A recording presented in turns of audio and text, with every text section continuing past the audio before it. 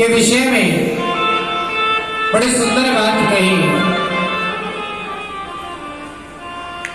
एक है इक्ष्वाकु वंश, जिसको सूर्य वंश कहा जाता है,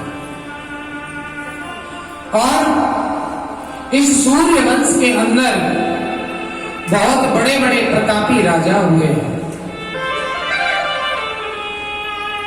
इन्हीं राजाओं में एक राजा हुए, राजा हरिश्चंद्र, जानते हैं जिनका प्रभाव क्या था? सत्य वक्ता। जीवन में सब कुछ चला गया लेकिन सत्य को नहीं जाने दिया। जीवन में सब कुछ लुट गया, पत्नी महाराज भरे बाजार, पत्नी का भी मोल लग गया, पुत्र का भी मोल लग गया, स्वयं का भी मोल लग गया, लेकिन अगर मोल न लगने दिया तो किसका?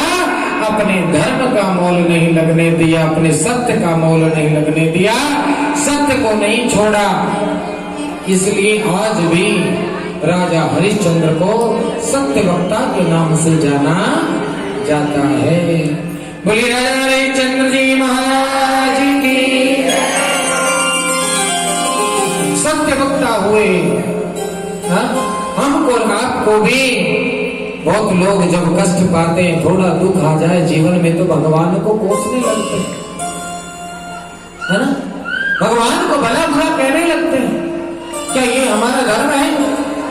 अरे बताइए तो। हमें चाहिए विकट परिस्थितियों में भी हमारा धर्म हमसे नहीं छूटना चाहिए, क्योंकि धर्मो रक्षति रक्षता। हम धर्म की रक्षा करेंगे तो धर्म हमारी रक्षा स्वयं कर लेगा, हमें उस किसी और की आवश्यकता नहीं। ठीक है, इसलिए भगवान की कृपा देखिए कि आज इस वंश के अंदर एक राजा हुए, राजा सगर। राजा सगर का भी बड़ा सुंदर चरित्र है। राजा सगर का नाम सगर क्यों हुआ, इसके पीछे भी एक बहुत अच्छी कथा है, आप सभी बड़े ध्यान से सुनिए। इसी वंश के अंदर एक राजा हुए जिनका नाम है बाहु। क्या नाम है?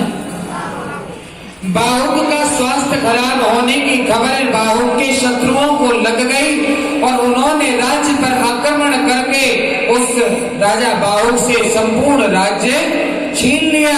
और जैसे ही राज्य छीना, उनकी बाकी पत्नियों को भी अपने पास बंदी बनाकर रख लिया।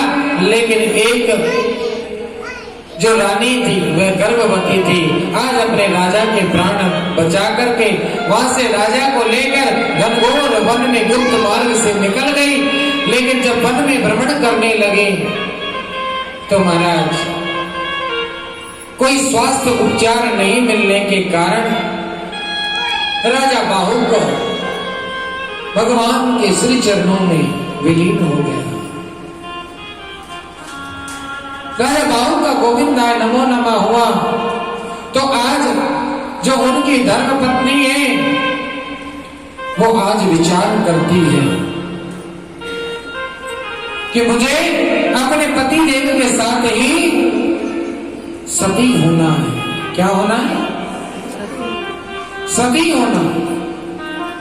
जब ये विचार किया, सविधा एकत्रित करके लाई और अपने पति के लिए सुंदर चिता बनाई। और महाराज जब सुंदर चिता बनाई तो उसके ऊपर आज अपने पति को लेकर जैसी बैठने लगी, उसी समय महर्षि और ध्यान देना, महर्षि और इस दृश्य को देख रहे थे। महर्षि और कहते हैं, हे देवी, यदि तुम अकेली होती तो हम तुम्हें सती होने के लिए मना नहीं करते, लेकिन हम देख पा रहे हैं कि आपके गर्भ में एक शिशु पल रहा है हम जब जिस किसी को जीवन नहीं दे सकते तो उसको मारने का अधिकार भी हमारे पास नहीं है।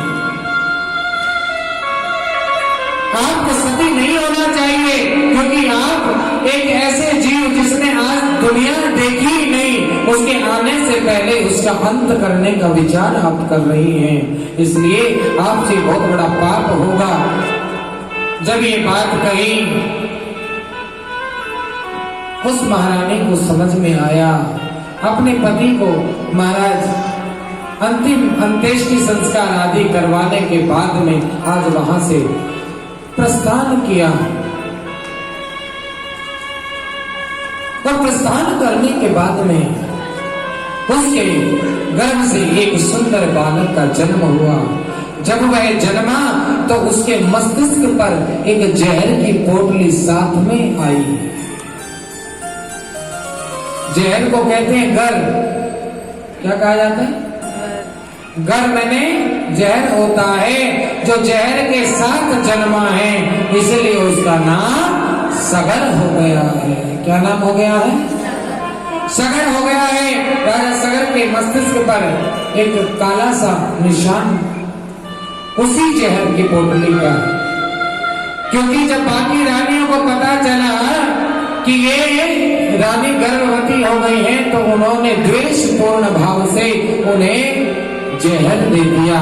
लेकिन कहा जाता है कि जकोला के राम मेरा मार सके न कोई, बाल न बातों कर सके, चाहे जग बैरी हो।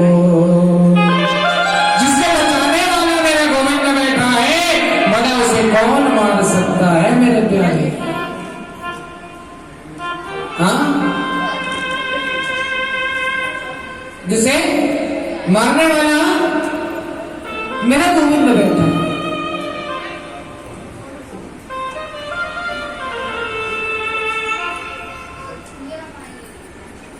उसी कौन बचा सकता है? जब भगवान किसी को गोविंदाय नमो नमः करने का विचार बना ले, उसको कोई बचा सकता है? और जब भगवान किसी की रक्षा करने पर बचाने पे आ जाए तो कोई उसे मार सकता है? इसलिए मेरे प्यारे, जब जब जाओ मेरे गोविंद की शरण लेकर एक ही बात कहो कि ले लो शरण कन्हैया,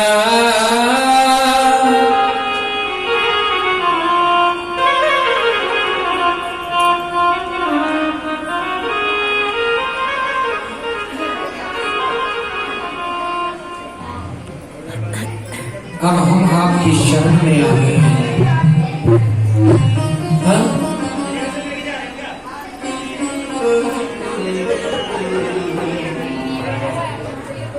नहीं छोड़ना ठिकाना, नहीं छोड़ना ठिकाना, फिरते हैं मारे मारे,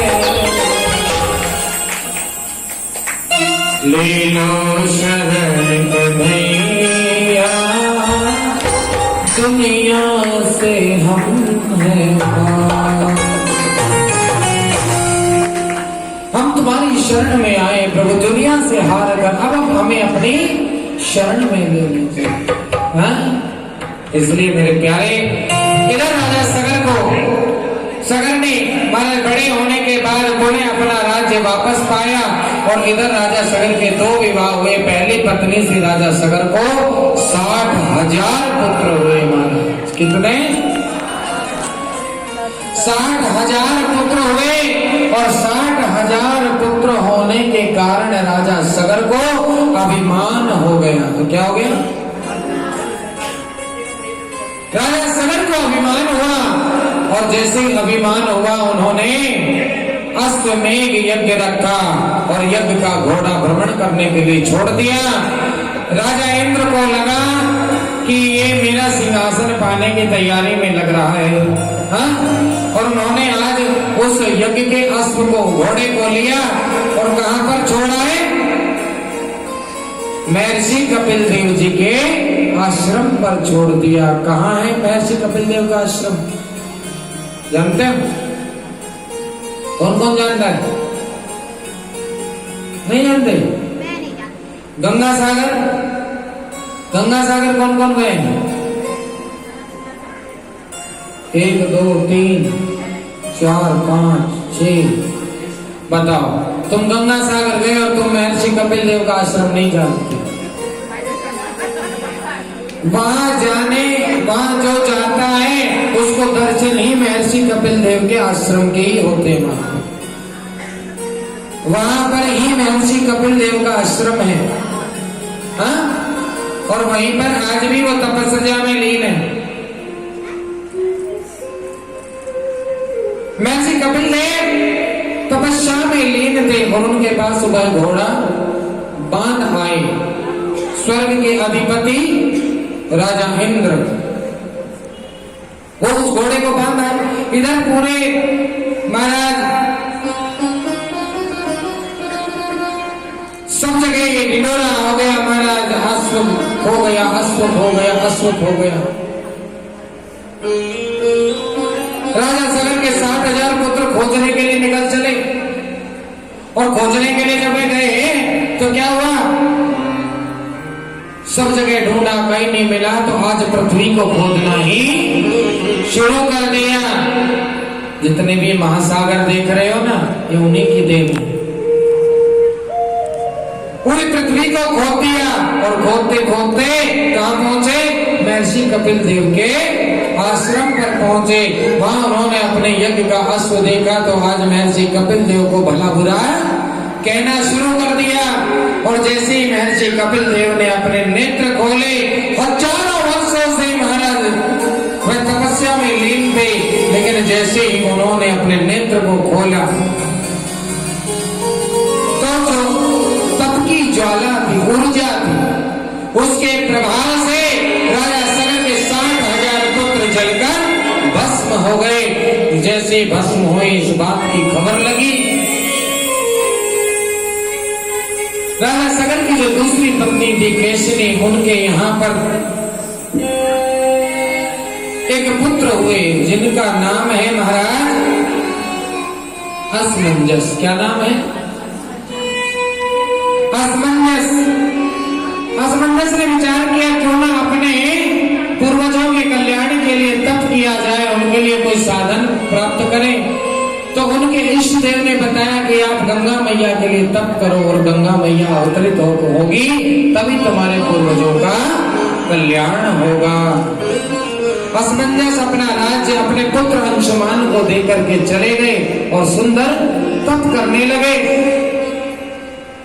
तप करते करते महाराज उनका भी देह अवसान हो गया, वो भी भगवान के चरणों में विलीन हो गए। अब अपने पिता की उस तपस्या को आगे बढ़ाने के लिए अंशुमान कहते हैं कि अब मुझे जाना चाहिए अपने पिता की तपस्या को आगे बढ़ाने के लिए। इधर अंशुमान अपने पुत्र भागीरथ को महाराज राज्य सौंपकर खुद चले गए गंगा मैया की तपस्या करने के लिए। तप करते करते आज उनका भी देवलोक गमन हो गया और उसके बाद में आज भागीरथ ने विचार किया कि मुझे गंगा मैया के लिए तप करना चाहिए। आज गंगा मैया के लिए भागीरथ ने तप किया। गंगा मैया प्रकट हुई, प्रसन्न हुई उनकी तपस्या से और प्रकट होकर कहती है, मांगो भागीरथ क्या चाहते हो? भागीरथ कहते हैं, मां भगवती, हे गंगे मैया, आप इस धराधाम पर अवतरित हो जाइए जिससे कि मेरे पूर्वजों का कल्याण हो जाए। आपके जल से मेरे पूर्वज मोक्ष को प्राप्त होंगे। गंगा मैया को अपने वेग का अभिमान था, इसलिए कहने लगी, सुनो,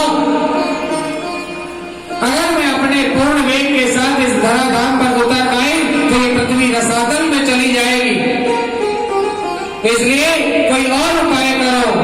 भागीरथ गए भोलेनाथ की शरण, और जाकर बाबा भोलेनाथ के श्री चरणों में निवेदन करने लगे कि नमः शिवाय